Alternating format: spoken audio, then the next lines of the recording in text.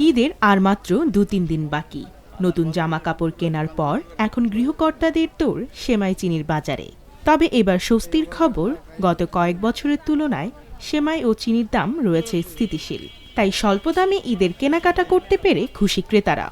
সেমাই নিয়েছি, চিনি নিয়েছি, দুধ নিয়েছি, তারপর কিশমিশ সব কিছু নিয়েছি। দামটা আগের তুলনায় এবার কম আছে।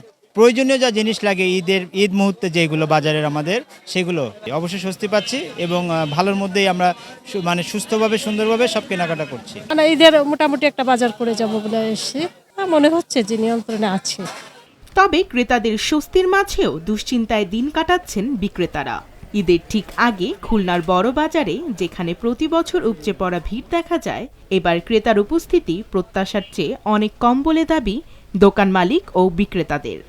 কাঁচা সেমাই ৭০ টাকা, ভাজা সেমাই ৮০ টাকা, এই হুগলির স্পেশাল লাচ্চা ঘিয়ে ভাজা ২৫০ টাকা, আর এমনি বাটার রয়েল দিয়ে যেটা সেটা ১৮০ টাকা। সেমাই যেটা রেট সেটাই, লাচ্চা ৪৫ টাকা, তারপর আপনার এই লুচ লাচ্চা ৭০ টাকা, যেভাবে বিক্রি সেইভাবে আর কি। মালের দাম কম, সব বেশি আর কথা কিন্তু বেশি হচ্ছে না। এখন তো একটা বাজতে গেছে, কোনো কাস্টমার নেই। বাজার অবস্থা বেচাকেনা খারাপ, মালের দাম সব দাম কমে গেছে, বেচাকেনা কমে গেছে, মালের দামও কমে গেছে। দামে স্বস্তি থাকলেও বাজারে ক্রেতা কম থাকার কারণে বিক্রেতাদের মধ্যে হতাশা দেখা দিয়েছে। তবে শেষ মুহূর্তে ক্রেতাদের সংখ্যা বাড়তে পারে বলে প্রত্যাশা ব্যবসায়ীদের।